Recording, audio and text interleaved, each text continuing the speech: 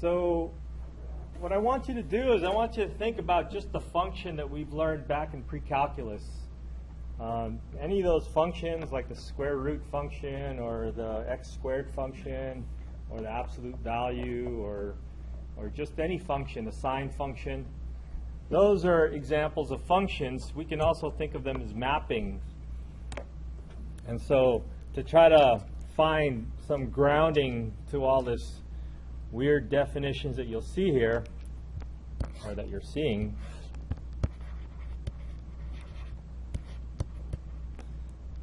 let's pick a function. I don't know, pick one. Sine, cosine, exponential, log. What function should we work with?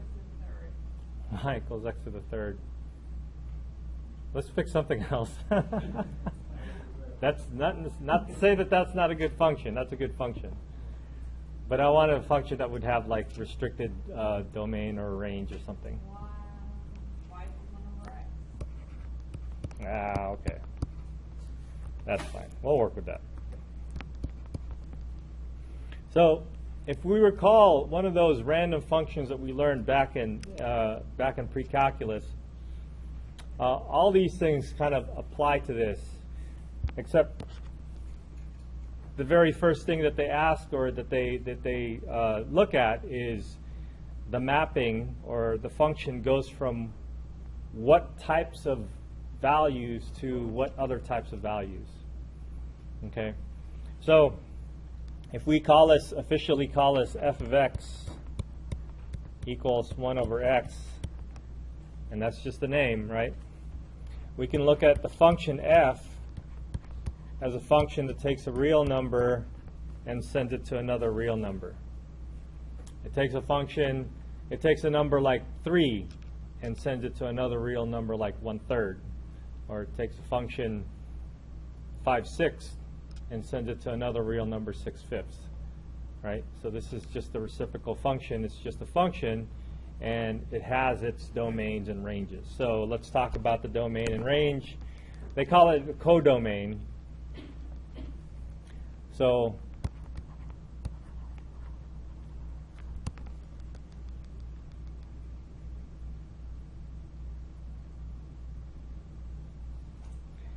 the domain would be the real numbers, except there's going to be one little restriction, right?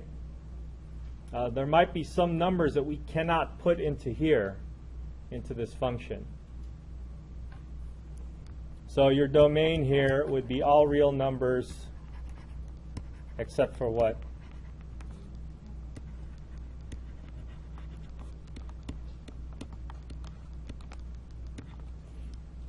So we have a restriction. The codomain, start using different colors here.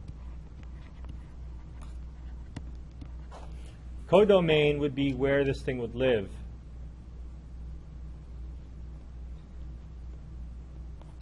But the range is a little bit different. You can't put 0 in here. You also cannot output a 0 in here, right? So the range would be all real numbers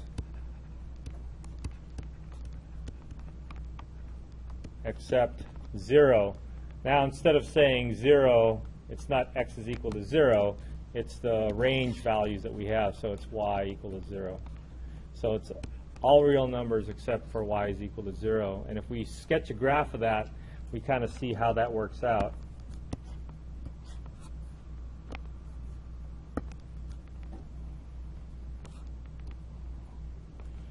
The graph of that is the hyperbolic function, or one of the hyperbolas that are kind of tilted sideways. And so it cannot take in 0 as an input, and it does not have 0 as an output. So here are the key words that they're defining here. Function or mapping or transformation. They're calling it transformation. They talk about a domain and a codomain. And they talk about the range. And then an image is just putting a specific value. So if we include image in this little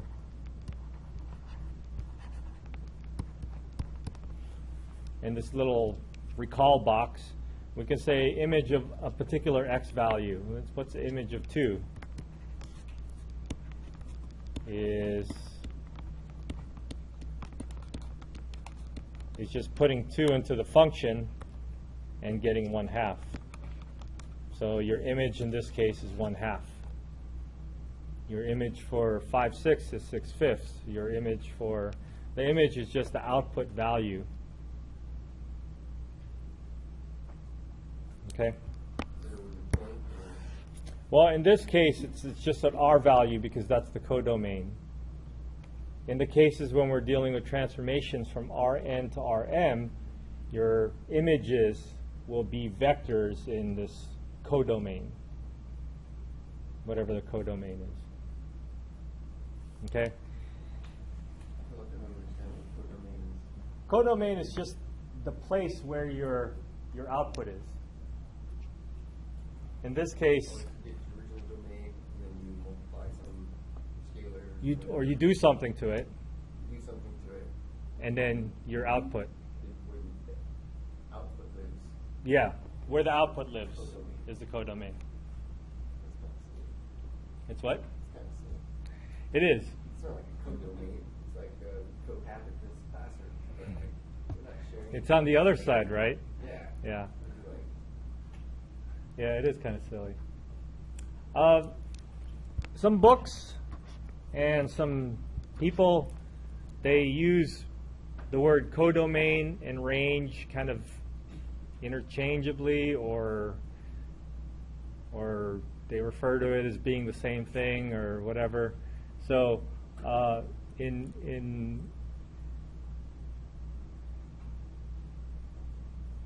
pre-calculus, we don't use the word codomain because your domain and your codomain are always going to be the same thing. It always goes from R and always outputs a real number.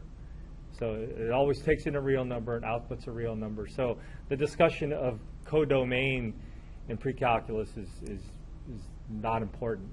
So they use the word range to look at the image. Sometimes the word image is also interchanged with codomain and range. And so it depends on what math book you're using and how the author wants to approach it. Yeah? Yeah, like range is like some sort of codomain or codomain. Well, in this definition, the way they're defining it here, the range is a subset of the codomain. And the codomain is the big place where it lives. And that's how it's mostly defined. But sometimes I've seen math books where they define codomain differently.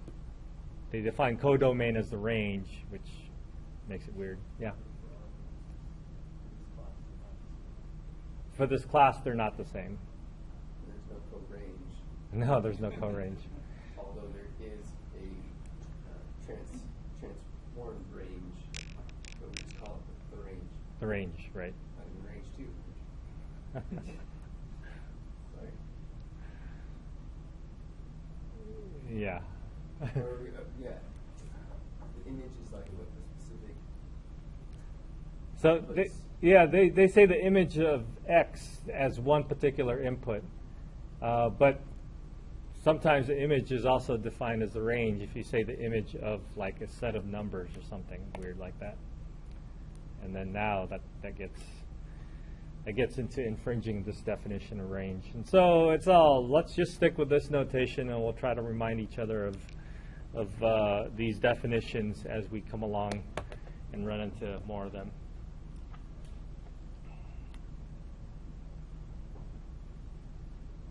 Okay, so when we're dealing with vectors, we're going from one vector space to another vector space.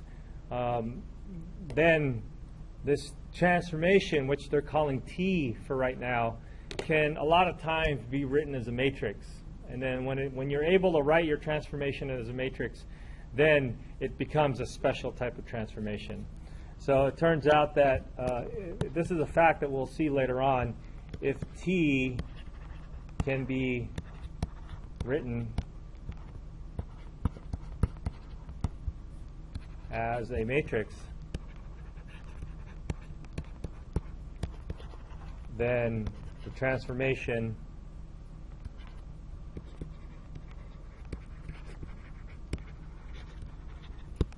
is linear. So this is a definition that we'll see later on.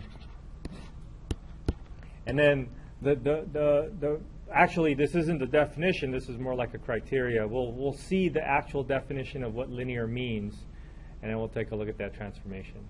And then we'll try to take a look at transformations that are not linear, because those are also interesting to look at.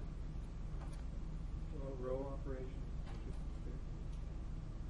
Row operations, yeah, you can write row operations as matrices also.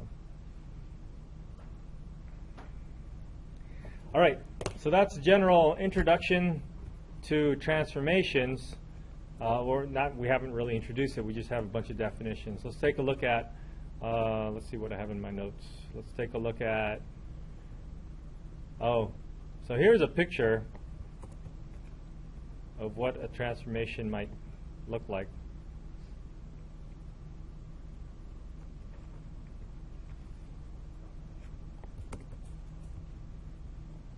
Is it going to paste?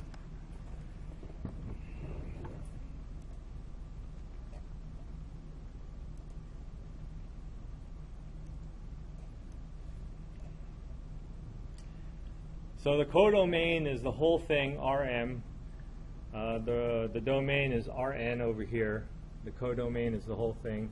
And then the range is the specific subset.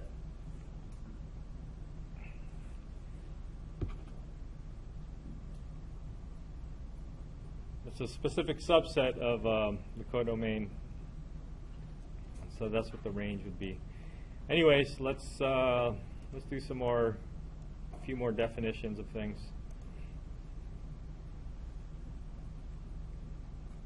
And we'll start talking about matrices, matrix.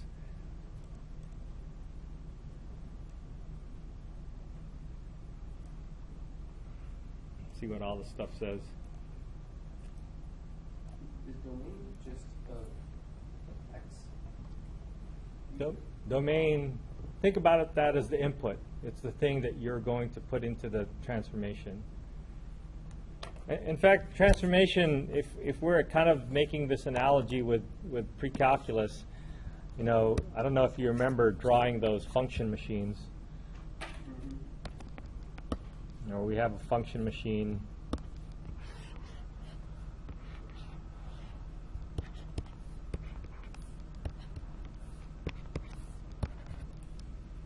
We could think about it the same way.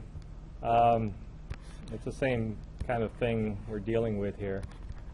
So this is a transformation T, but now the world that you live in here is Rn, and then you're not just putting in a number, you're putting in an actual vector in Rn.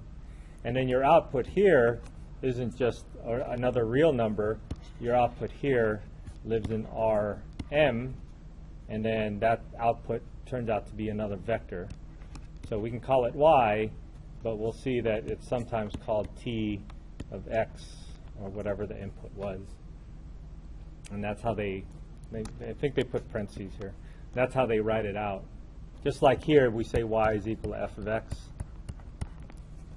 So your output's the same thing. And then on the, you write domain on the input side and range on the output side, but then on the next one you put Codomain. codomain and range.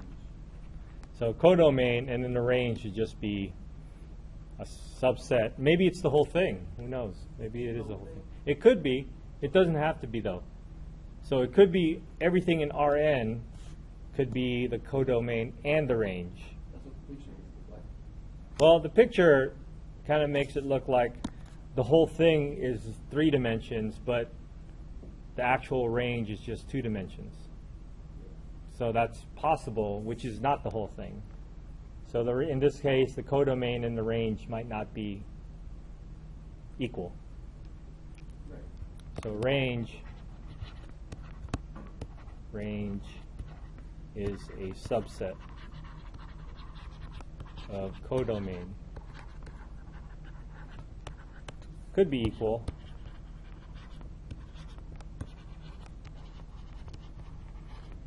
In some cases, in some instances, it might be equal, but not necessarily. Transformation was just like multiplied by the Well, if you're multiplying by the identity matrix, then your domain and your range is the same. But let's not worry about the identity matrix yet. All right, so a few more terminology here, or some follow-up facts. If x is an n and tx is computed as the matrix times x, so we're comfortable with doing matrix multiplication, and so that's probably how we're going to view these things, although we'll take a look at a transformation from the viewpoint of t also, so we want to be able to go back and forth. And remember, when this happens, we start to take a look at this and say, hey, there's something special about this. It's called a linear transformation. For simplicity, we denote matrix transformation x arrow ax. That's just notation. We observe that the domain of T is when A has n columns, and the codomain of T is Rm, where each column has m entries. So the matrix that we take a look at is an m by n matrix. And the domain is the number of columns. And the codomain is the number of rows.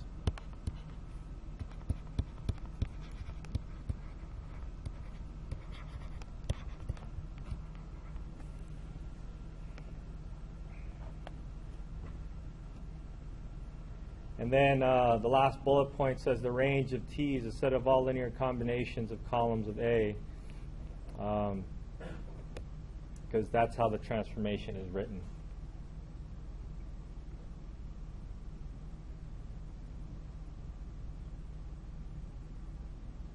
And we'll see if we can tie all these things together with an example.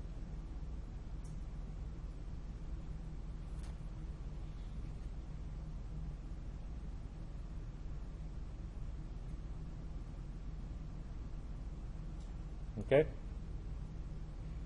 So, any questions so far? It might be a little confusing, but these are all just terminologies, and like I said, when we do an example, we'll see if we can tie it in. An example we're going to do, unfortunately, goes in 4 dimensions, and so that might be difficult to visualize, but let's see if we can actually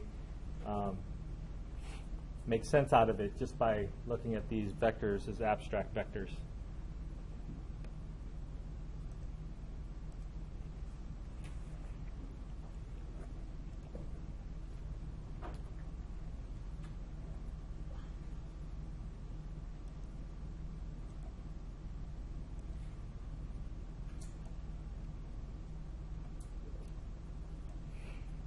So let's take these questions one by one. We have a matrix A that's a representation of a transformation, and then we have a vector U. Notice the vector U has 4 elements, and then we have 2 other vectors, B and C, that have 3 elements.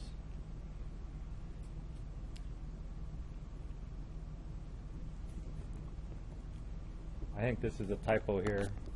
Find an X in R4. Let me change that in my notes.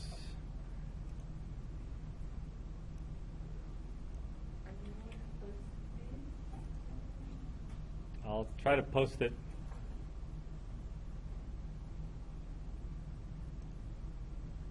The notes? Yeah.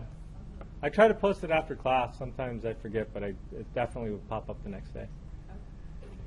All right. So the first thing is they want us to find the image. The next thing is find an X value whose image is B. So this is an image.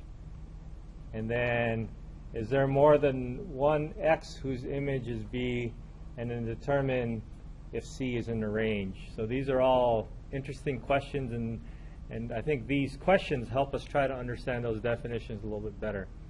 Before we begin, though, let's backtrack and take a look at the matrix A, which is a representation of the transformation T, and can you tell me what its domain is and what its codomain is? So I want to fill in the powers of R here. So A is a representation Of a linear transformation T. so like T, we don't know which one, so it could be like TX is equal to A. No, A is a representation of T, which is to say, if I'm looking for TU, I'm going to want to compute TU, and that's a vector U, is going to be A applied to the vector U.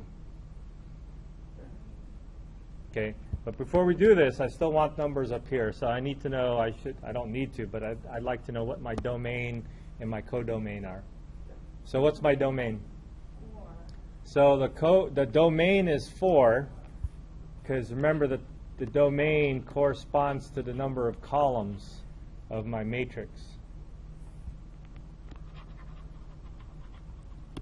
Domain number of columns.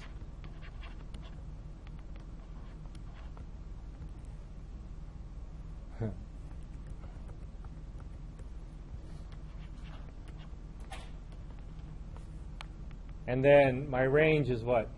Or my codomain is R3. So this is a transformation that takes vectors in 4 dimensions and then sends them to vectors in 3 dimensions. Okay?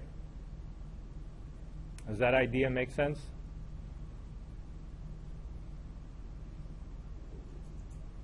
No, but that's what we're doing. It's cool. That's what we're doing.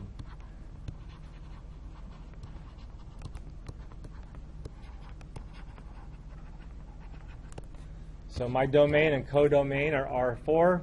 Domain and my codomain is R3.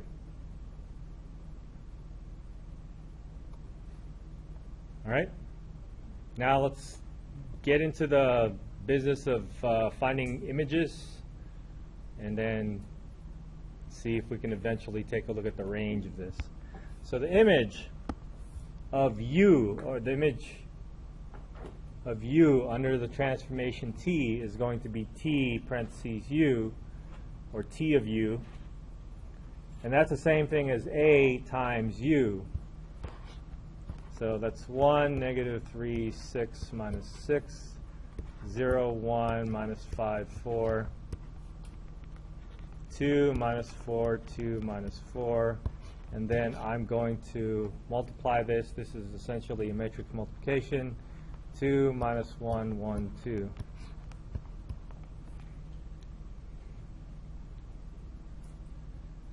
So, do you remember how to do this? We take like the first row and the whole column and do a multiplication of sorts.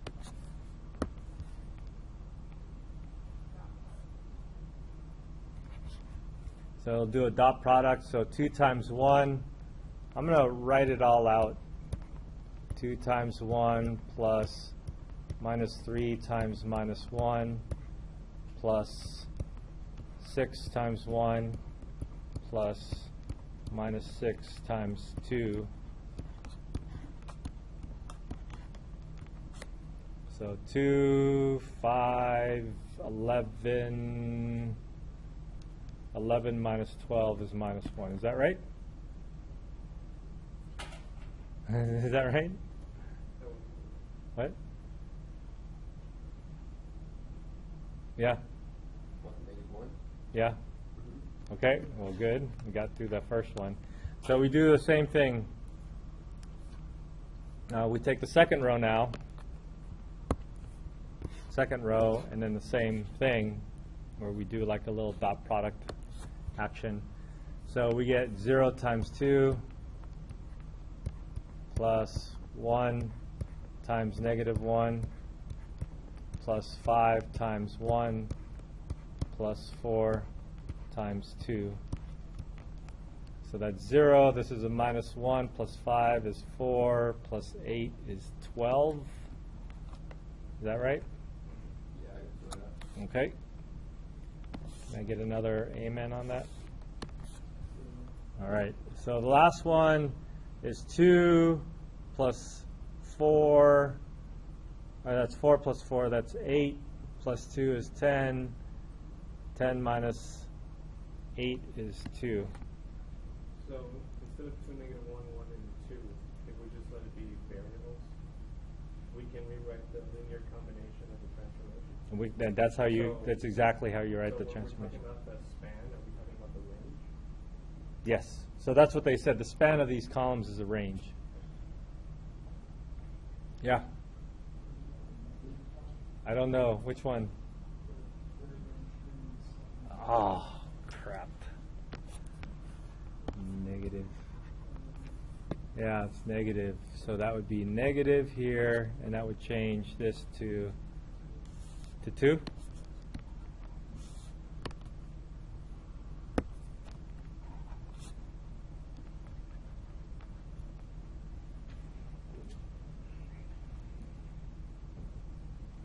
All right. So this is my image of u.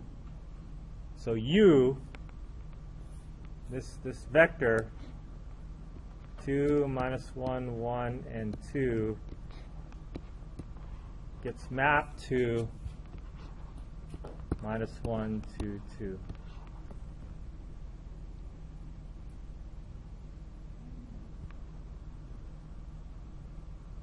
So this is saying that my u gets mapped into tu. Like an ordered pair, except instead of numbers for the ordered pair, I have one vector of one size, another vector of another size. So this is your relation between the transformation. This is your image.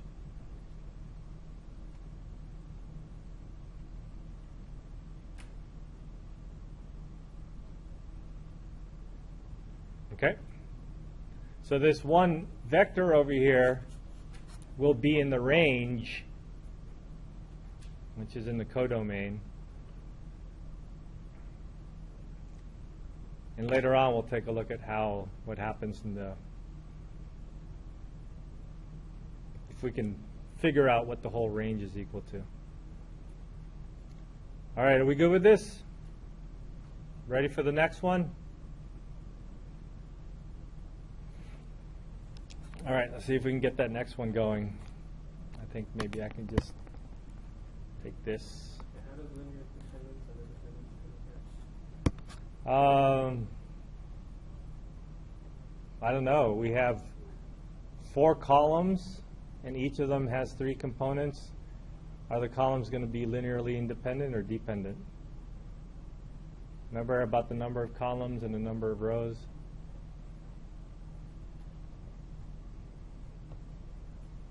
If you have more columns and rows, then you're guaranteed to be linearly independent or dependent?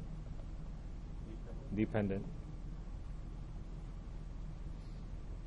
So So- does that say anything about the range? Or does it- It says that, I don't know if it says anything about the range. No, I don't know. It might come up. We'll take a look. All right, let's try to answer B.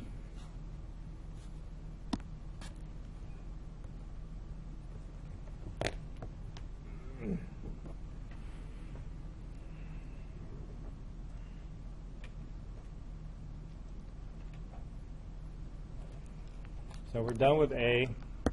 Let's take a look at B. And here they want us to find an x in R4. Remember that this is R4, whose image under T is equal to B. So how would you write this? What? Rewrite A. T, what equals B? T of x equals B. Right? So we know A is a representation of T. 1, minus 3, 6, negative 6, 0, 1, minus 5, 4, 2, minus 4, 2, minus 4. And then we're supposed to, x is unknown right now, x1, x2, x3, x4. And then can we find x1, x2, x3, and x4 so that when you multiply these two matrices together, you're going to get b. That's minus 8, 5, and negative 6. So we're essentially solving for this linear system. So let me put this off to the side because we don't really need this as we're solving for this. But if we take a look at this linear system,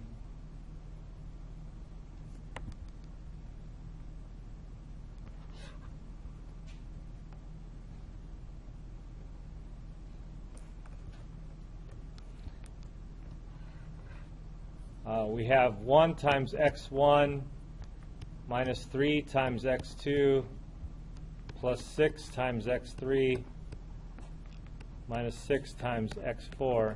And I'm not going to put the equal sign on the other side. Let me just write it like this. 0 times x1 plus 1 times x2 minus 5 times x3 plus 4 times x4. Well, that's what I'm going to do down here. But I want to rewrite this over here on the side. And then I want to talk a little bit about the result that we're going to get here. 2 times x1 minus 4 times x2 plus 2 times x3 minus 4 times x4. So if I take a look at this set of equations, actually I can look at this as a matrix.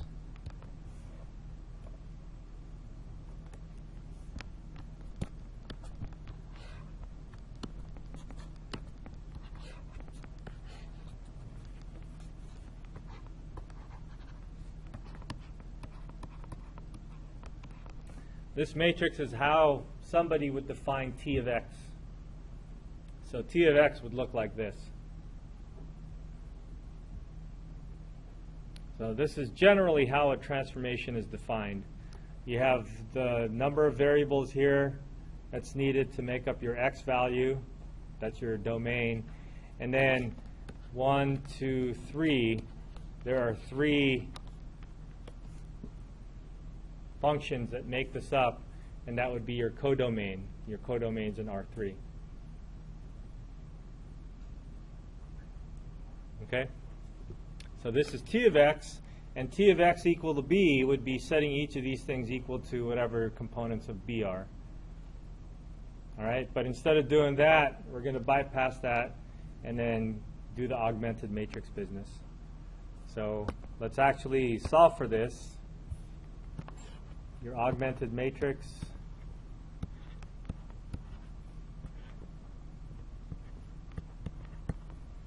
would be your matrix, and then the result part over here, minus 8, 5, and negative 6.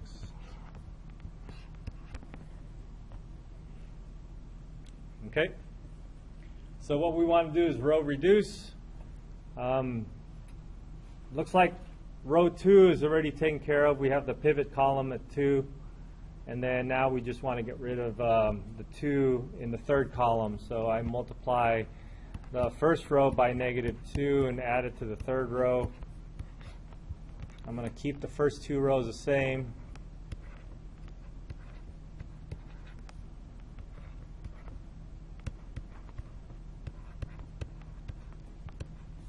And then this is going to be 0. That was the whole point of doing that. So this is positive 6. Positive 6 minus 4 is positive 2. This will be 12. Negative 12 plus 2 is negative 10.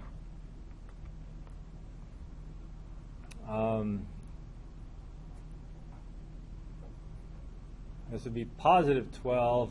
Minus 4 is 8, and this would be positive 16 plus That, I don't know. Original 10, right? 10. Which one's 10? The last process. This one? No, Last one? 10? I wrote the original B wrong.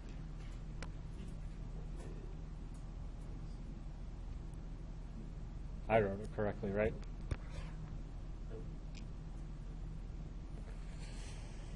All right, so does this look good? Looks like we can do one more step to get this pivot column worked out. And actually, you might as well row reduce all the way, right? So I'll do a couple of steps over here. I'll take the second row and multiply it by +3 and add it to the first row. And I'll take the second row, multiply it by -2, add it to the third row. So my second row will remain the same.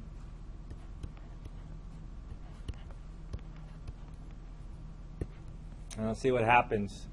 I multiply this by +3, add it to the first row. This will be 0, so now it's the reduced row echelon. That means I have to do all this other stuff. So -15, -9, so -15 plus 6. We have 12, +12 minus 6, and 15 minus 8 is 7.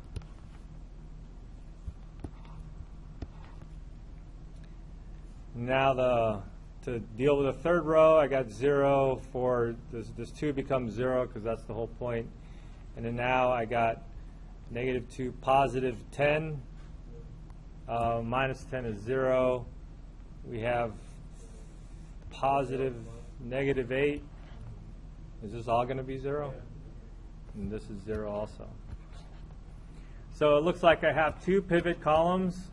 And I have, now this is augmented, right? So I have 2 free variables. Yes. So find an x value. So let's write down our solution here. We got x4 is free, x3 is free. So we can call it x3 and x4, and you can call it s and t if you want, just to, instead of introducing other variables, let's just call it free, x3 and x4. So x2 is going to equal to 5. I'm going to bring all the stuff over to the other side, plus 5x2, oops, x3, minus 4x4. Did I do that correctly?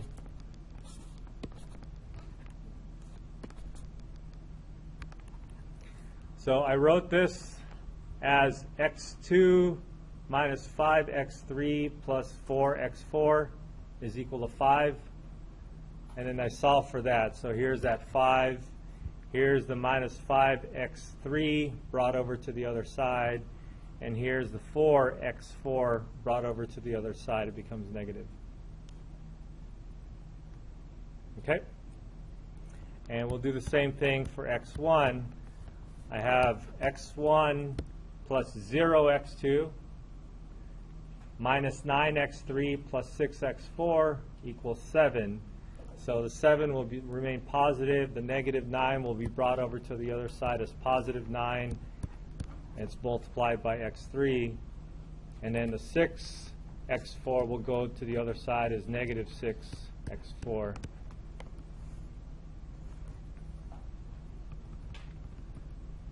Now, if I want to find an x value,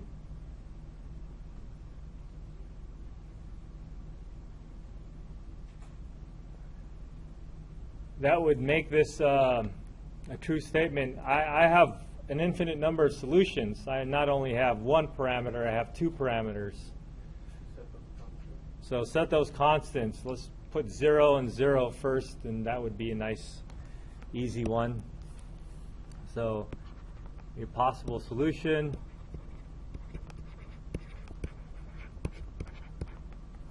would be x and 0 for x4 and 0 for x3, that would make these things go away, and then we have 5 for x2 and 7 for x1. So that's one solution that would work.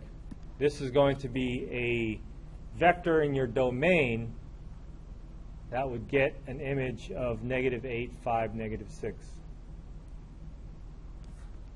Another possible solution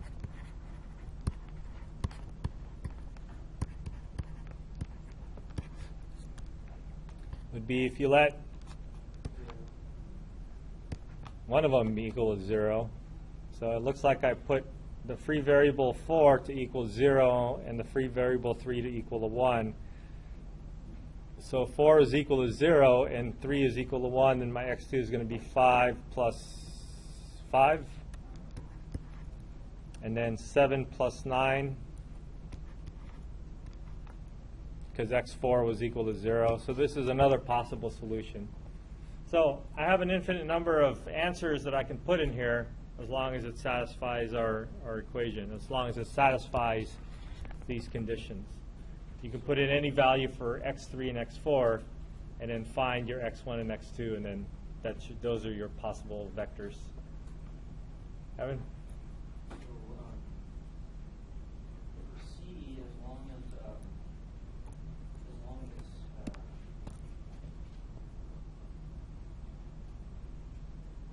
n is greater than n,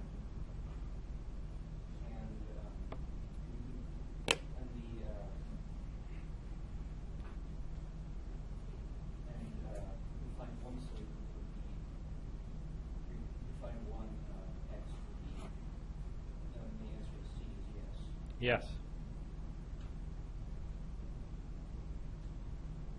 So is there more than one solution? So we can answer C as well, and the answer is yes.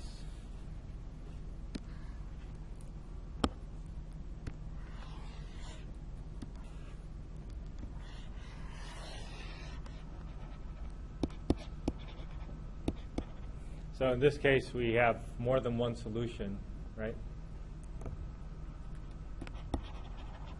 There are 2 free variables.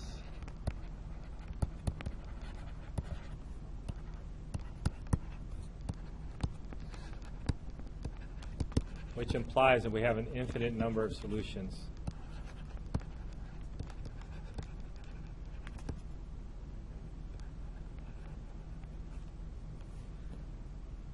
Okay.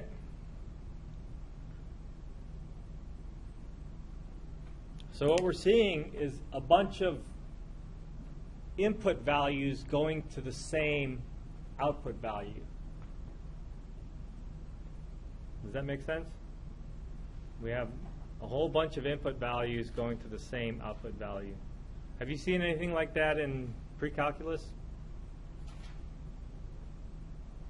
Can you give me an example of a function who has a lot of input values going to the same output value?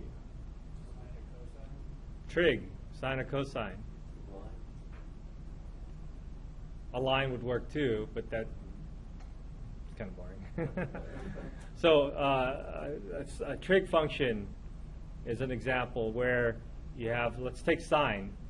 Sine of 0 is 0, sine of pi is 0, sine of 2 pi is 0. So you have all those input values, 0, pi, 2 pi, 3 pi, 4 pi. They all go to the same output value, which is 0. So that's the same thing over here. Okay? Does that imply like a colinear type situation? No. What this does is that if you have more than one x value going to the same image value, kind of like sine and cosine, what that says is that your function is not one-to-one. Okay. So if there is more than one x value going into the same image value, then your function is not one-to-one. X squared is another example. X squared, you have two numbers that go into some of those values. Like 4, you have -2 and +2. But here we don't have like a vertical line test. No, we don't have vertical line test. This is, in fact, we don't have a graph for this particular example because we're living in R4 here. Your domain is in R4, so we can't visualize that.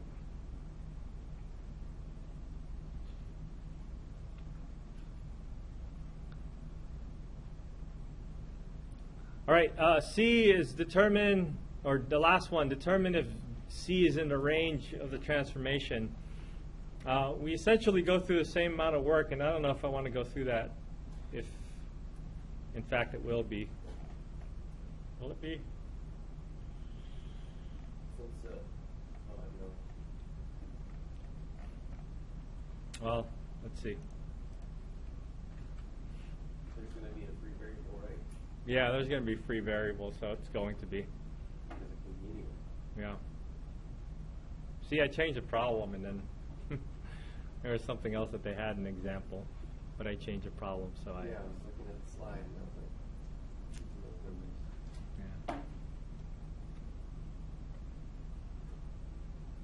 Yeah. Anyways, let's not do D.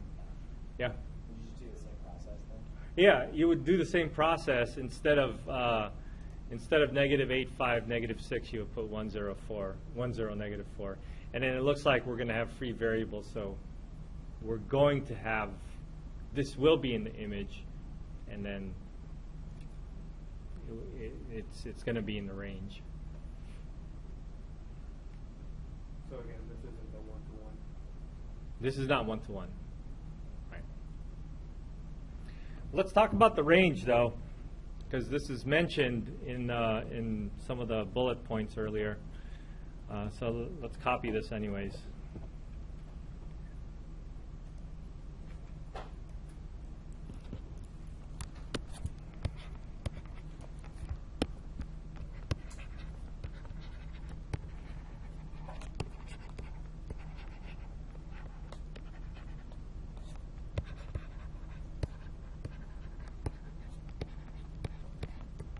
So if we do the same steps for part B like we did in part B, we're going to see that we're going to get we'll get free variables again.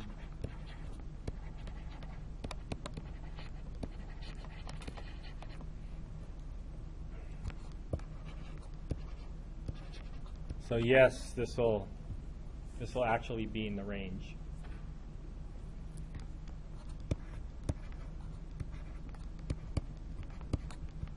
Vector. C will be in the range.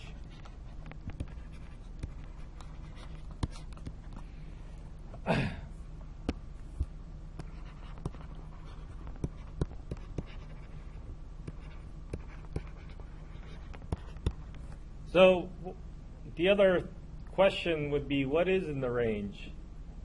So the range will end up being the span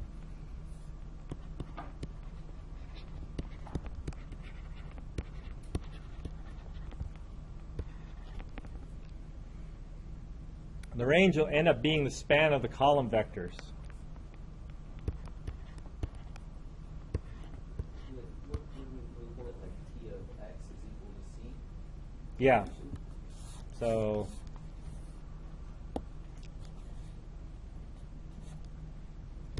Well, we don't know what.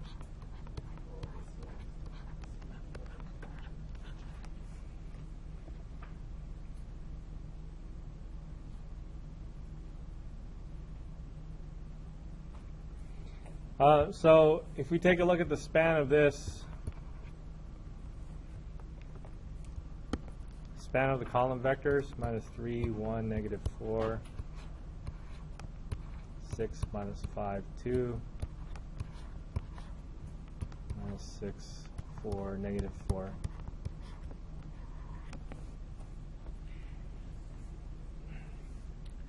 So the range is going to be the span of these things, which means if we can do any linear combination of these 4 vectors, that's going to give us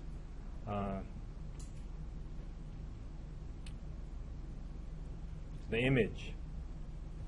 Because remember how span was defined. The span, I'm going to put star here. The span of these vectors is defined as some number times the first column plus another number times the second column plus a third number times the third column plus one more number times the fourth column.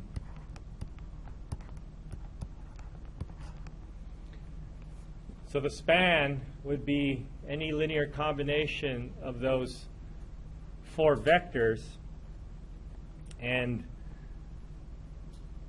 so if you take a look at this equation and back at this equation over here, or it's not really an equation, but if you take a look at this list of this expression, the list of this linear combination, and you look at the way the transformation was defined, that's exactly the same thing, right? If I were to write this out as on the left-hand side of a system, then it's the same thing. That's how the transformation and linear combination is all kind of all equivalent. Yeah? But still don't understand why this isn't the one-to-one. So the sine of x, Mm-hmm. the real, sine of x passes vertical line. Which means it's a function. Right. And it's not a function when x sends you to two different y outputs. When one x sends you to two different y outputs, it's not a function, correct? Here, vector x is not sending us to two different b's or two different p of x's. No, it's not. So it's still a function. Right. What does one-to-one mean again? One-to-one means if two inputs send you to the same output. That's not one-to-one. It's kind of like the opposite. So it's a horizontal line test for the pre-calculus functions.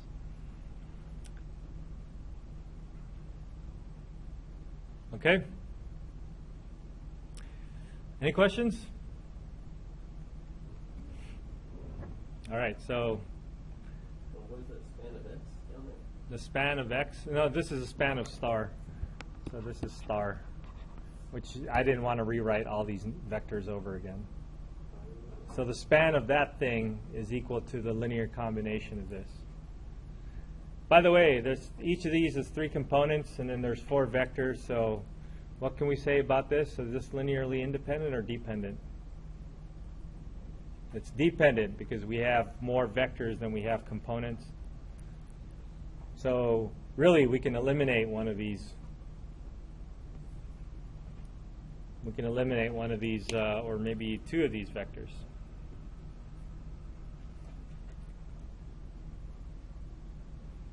So we might come back to this this problem again later on, but let's move on and see what other aspects of transformations we need to know.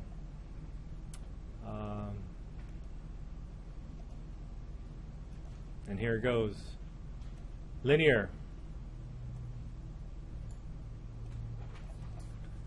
So a transformation is linear if it satisfies these two properties. The transformation of u plus v is equal to the sum of the transformations of u and the transformation of v separately.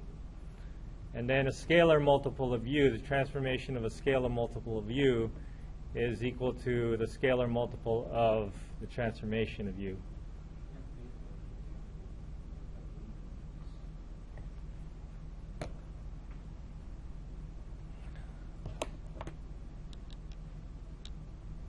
So we can think of a lot of examples where this is the case, right? Let me see if I can come up with an example where this isn't the case. They call this a counterexample, I guess. The Depends on who you ask. Counter example. So I need to come up with a transformation that's not linear and the transformation that's going to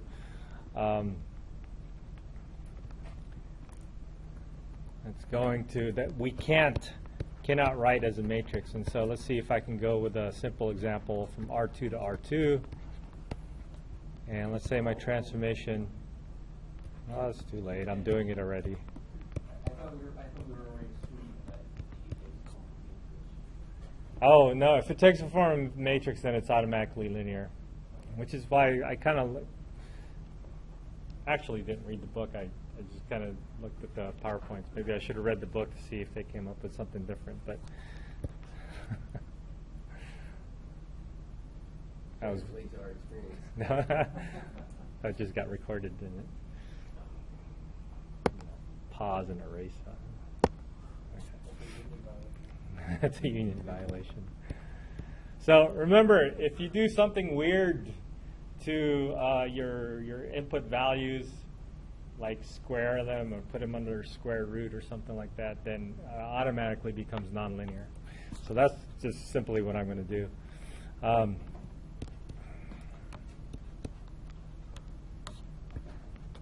So multiplying it by constants wouldn't matter. And then we'll make it even stranger.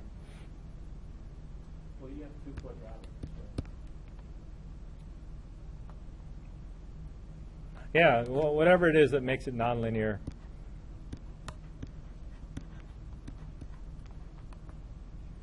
So if I do some weird thing like this, it'll make it nonlinear, and so it won't satisfy these things. It won't satisfy both of these at once. So let's see. Yeah, but this, I mean, it leads to a good example of transformations.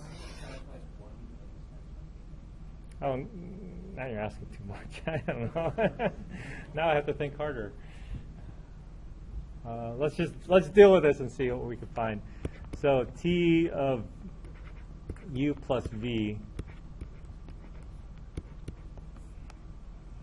would be,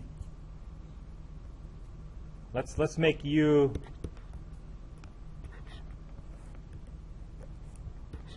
equal to U1, U2, and V equal to V1, V2. So this transformation would be 3, oh, I have to add it first.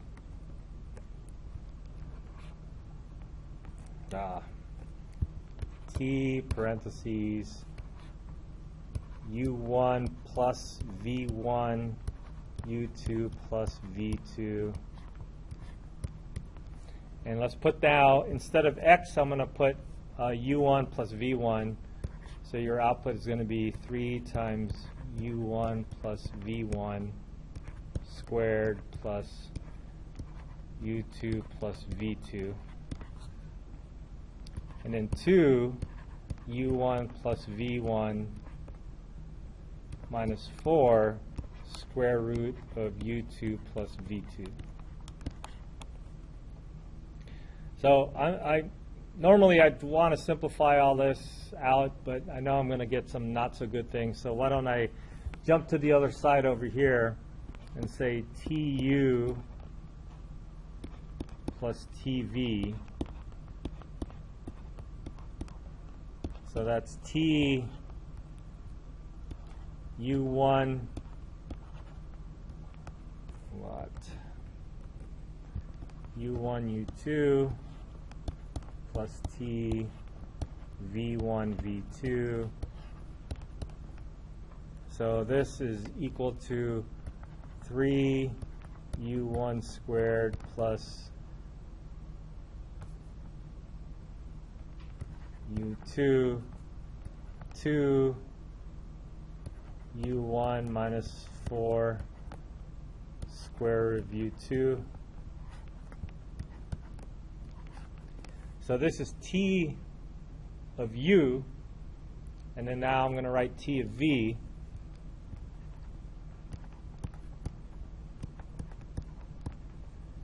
So So the first component is v1 and v2, so it's 3v1 squared plus v2, and then 2v1 minus 4 square root of v2. And so if I try to combine this, I can have 3 u1 squared plus v1 squared plus u2 plus v2. So I combine this, and I'm just going to kind of semi-do like terms. And then I have 2 u1 plus v1 minus 4 square root of u1, and then another minus, but I factor out a negative 4. So I skipped a couple of steps in simplifying just to try to illustrate how the two vectors that I'm getting here are not equal to each other. Okay, so I highlighted the places where they're not going to be equal to each other, and if you remember that when you square a couple of terms like this, you have to actually do the FOIL method, and you're not distributing the square. So these two are not equal to each other. And then remember that when you're taking the square root of two elements and you're adding them, two terms, you're taking the square root of two terms, you cannot split up the two terms like this. So because of those rules for the powers and the radicals, then these two things are not equal to each other.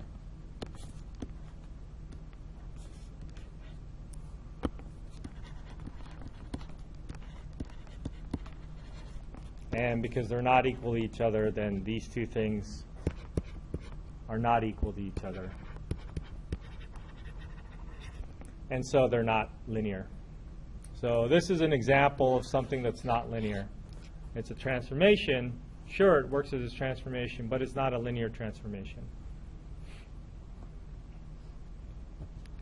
There was a meme that I saw on Facebook.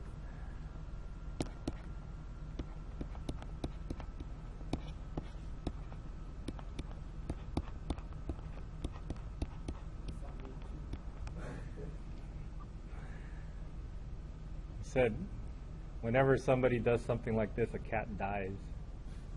That's pretty sad, huh? Right? We know that these things are not equal to each other. So these two things are not equal to each other, so they're not equal. Anyways, an example of a nonlinear transformation.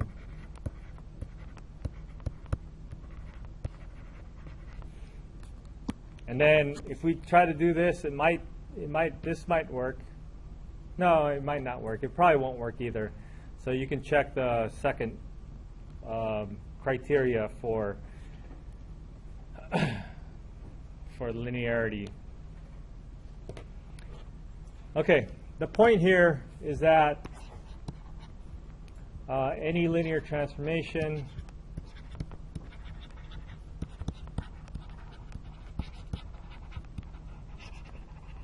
can be written as a matrix.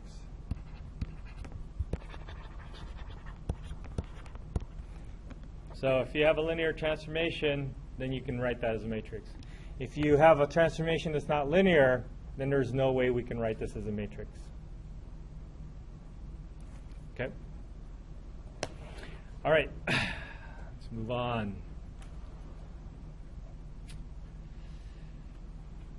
A couple of things that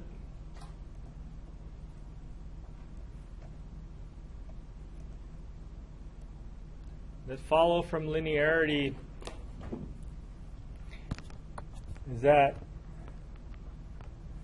the zero vector always gets sent to the zero vector. Now these are zero vectors, but they come from different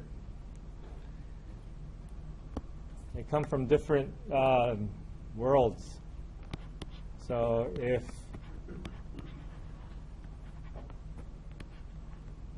wait, is it n first? It's n first.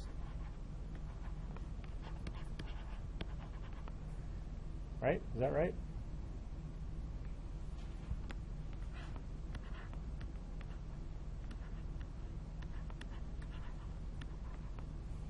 So this 0 vector that goes into the transformation is a 0 vector from Rn. And this 0 vector is an output. So that 0 vector comes from Rm. Okay? So those two zeros look the same, but they're really different. Well, it depends on what your domain and your codomain are. It also follows that those two properties can get extended to look like this. And then more generally, you could take any linear combination of vectors, and then that would end up being, oh, I didn't take the C out. Sorry. C1, CP. Maybe I should fix that now.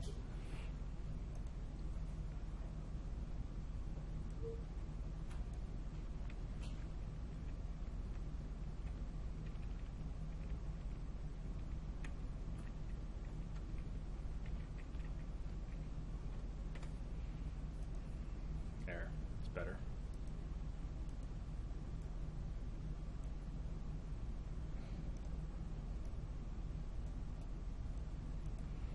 Okay? So those are like immediate consequences that would come out of transformation. As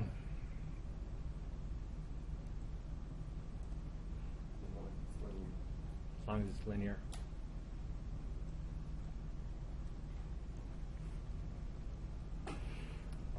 Let me take a look at a linear transformation.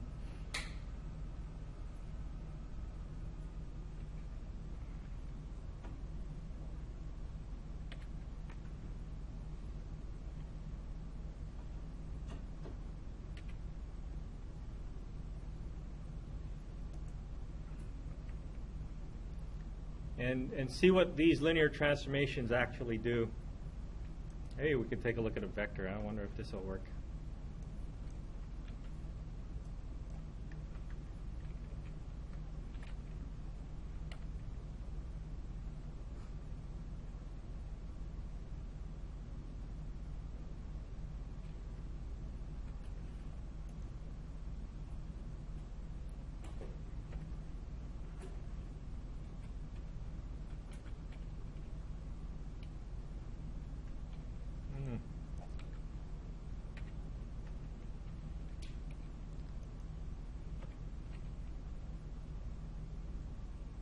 How do you do a matrix? Oh, damn it. How do you do a matrix? 2 by 2. Oh, there it goes. Let's try -1.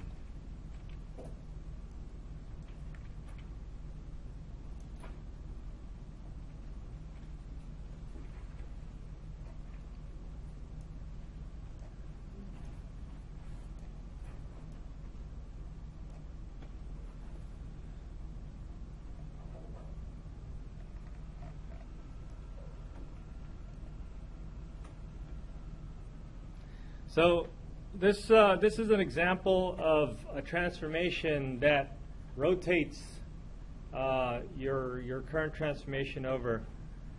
I think it's hard to see this vector, but this vector over here is this vector that goes up to 2. So it does some sort of rotation, and let's see if we make this.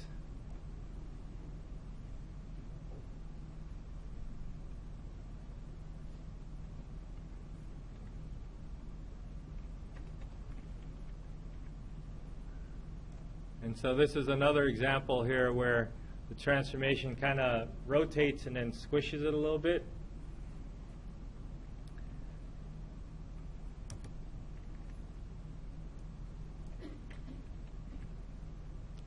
And then this is another transformation that kind of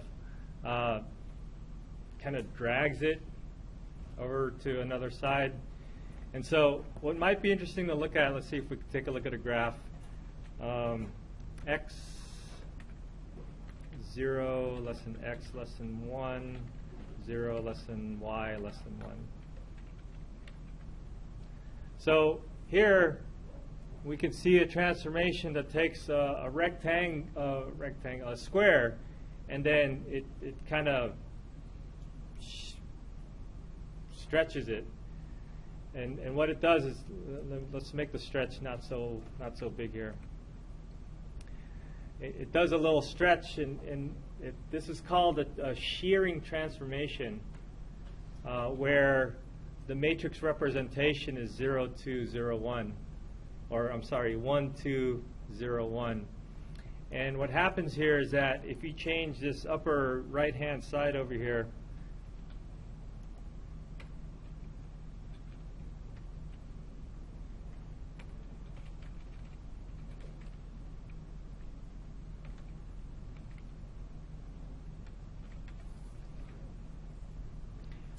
we can see how the movement works for this shearing. And if A was equal to 0, then you have the vector or the matrix 0. If A was equal to 0, what do you get? It's called the identity matrix. Is 1, 0, 0, 1. And then if you get this, I don't have it exactly at 0, but if this is 0, then this will look identical to the original shape. Now, if I start changing the A into something else, it'll start moving the shape of this thing. And so what we have here is the image of a transformation. So we have a transformation that takes a two-dimensional image to other two-dimensional images, and then we can see how the transformation works. Okay, so we'll do more examples of this. This is the example that they have here. We'll do more two-dimensional transformations in the next section. We'll talk about that tomorrow. Oh, you guys should probably, you guys will have a quiz tomorrow or on Wednesday. On what? Linear independence or something like that?